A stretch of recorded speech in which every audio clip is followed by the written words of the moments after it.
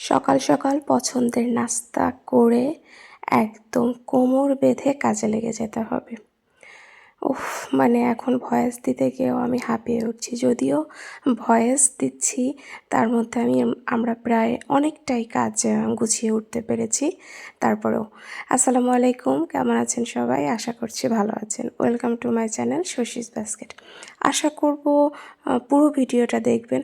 আমার কিন্তু এরকম বাসা শিফটিং, কেউ এক বাসা থেকে আরেক বাসায় যায়, তাদের ঘরে কী কী জিনিসপত্র আছে, মানে যেগুলো অফকোর্স দেখা যাবে সেরকম এক জিনিস দেখতে কিন্তু আমার খুব ভালো লাগে। তো আপনাদের কেমন লাগে এরকম ভিডিও? আমি কিন্তু খুব শুধু যে দেখতে হবে ভিডিও দেখি তা না, আমি কিন্তু খুব মজা করে আগ্রহ নিয়ে দেখি।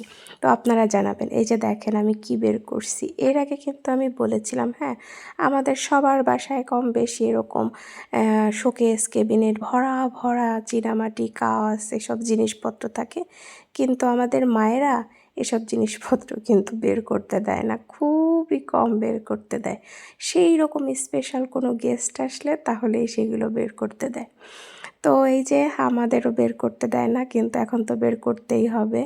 এইগুলো সব মানে দুটো ক্যাবিনেট আমাদের এরকম বিশাল বড় বড়, এবং যে কত জিনিস আমি কিভাবে বোঝাবো। এখানে দুটো ডিনার সেট আছে, আরও এক্সট্রা জিনিস আছে। আর ডিনার সেট যে আমার মায়ের কত পিসের ডিনার সেট যা বলার বাইরে। সেগুলো ধুয়ে ধুয়ে মুছে মুছে শুকায়ে রাখছিলাম। তার মাঝে আমার এত মাথা ঘুরতেছিল, মানে এঘর ওঘর করে করা। আর এর মাঝে আসলে কত কাজ করছি, এগুলো তো সম্ভব না দেখানো। হ্যাঁ, আমি ট্রাইপড দিয়ে যে বসে দেখাবো ওভাবে না হয়ে ওঠে না। হ্যাঁ, ওরকম আমি ঠিক কমফোর্টেবল না, দেখাতে পারি না ওভাবে।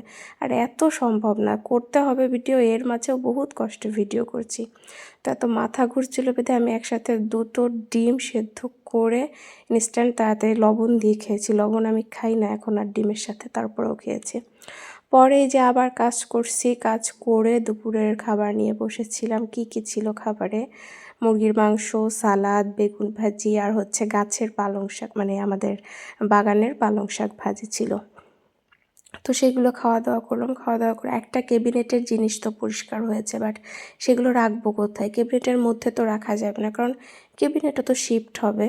তো সেটা তো আর ওর মধ্যে রেখে তো টান দিতে পারবে না লোকজন, যারা টানবে তারা। তো কি করব, তো ভাবলাম যে নতুন ঘরেই যে কিচেন ক্যাবিনেটগুলো আপাতত আছে ওখানে আমি রাখি। তারপরে আমাদের এই কাঠের ক্যাবিনেটটা যখন নিয়ে যাওয়া হবে, আচ্ছা এটা কিচেন ক্যাবিনেট বলবো কেন আমি, এটা হচ্ছে কিচেনের যে তাকগুলা, সেটা না, আচ্ছা আমি ভুল বলে ফেলেছি। হ্যাঁ, ক্ষমা সুন্দর দৃষ্টিতে দেখবেন আপনারা। তো ওটা যখন আসবে তখন ওটা শিফট করব। কিন্তু এখানে এসে দেখলাম যে যতই মুছছে তারপরেও ধুলা পড়ছে একটু। তো পরে আসলে আমাদের বাসার রাস্তার পাশেই বাসা, তো প্রচুর ধুলা পড়ে, আবার রাস্তার কাজও হচ্ছে, তো ধুলা তো পড়বেই। আর নতুন বাসা যতই মোছা হয় ময়লা হয়েই যাচ্ছে তারপরেও। তো এই যে দেখেন কি অবস্থা, আলমারি থেকে যে এই ক্যাবিনেট পুরো ফাঁকা।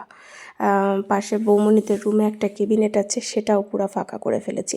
সেগুলো হচ্ছে এই যে এখন বিছানার উপর রেখেছি। আর আগে যেগুলা এই ক্যাবিনেটের যে জিনিসগুলো ধুয়ে পরিষ্কার করে ফেলেছি সেগুলো নতুন ঘরে নিয়ে যাওয়া হয়েছে। এই যে দেখেন কী নোংরা অবস্থার। এই যে দেখেন এগুলো কি দেখেন তো, এগুলো হচ্ছে নকশি কাঁথা, বিভিন্ন ফুল নকশি অনেক ডিজাইন করা আমার আম্মু সেলাই করেছে। আপনারা যদি কেউ দেখতে চান বলবেন তো, হ্যাঁ আমি দেখাবো। কেউ কিনলে বলবেন, হ্যাঁ আমি শিওর আপনাদের পছন্দ হবে, বিকজ এত সুন্দর, মানে লোকজন তো কত যে আসছে আমাদের বাসায় আম্মুর এই কাঁথা দেখতে। এই যে দেখেন পুরাতন ঘরেও দেখাইলাম কীরকম অবস্থা। আর এই যে দেখেন এখানে যে বললাম না যে একটা ক্যাবিনেটের সব যত জিনিস আছে সব কিছু ধুয়ে একদম শুকনো করে এনে এখানে রাখছি। এই যে দেখেন এগুলো ফাঁকা, এখন তো ফাঁকা, তারপরে তো সব একদম ভরে যাবে, মানে সব এলোমেলো অবস্থা এখানে ওখানে। ওই যে দেখেন ওখানে গামছা একটা পড়ে আছে, ওটা মোছামাছির গামছা। পরে মানে সন্ধ্যা এত ক্ষুধা লাগছে, আব্বু একটু কেক নিয়ে এসে দিল আর একটু চা খেলাম, লাল চা। এই তো হয়ে গেল আজকের ভিডিও।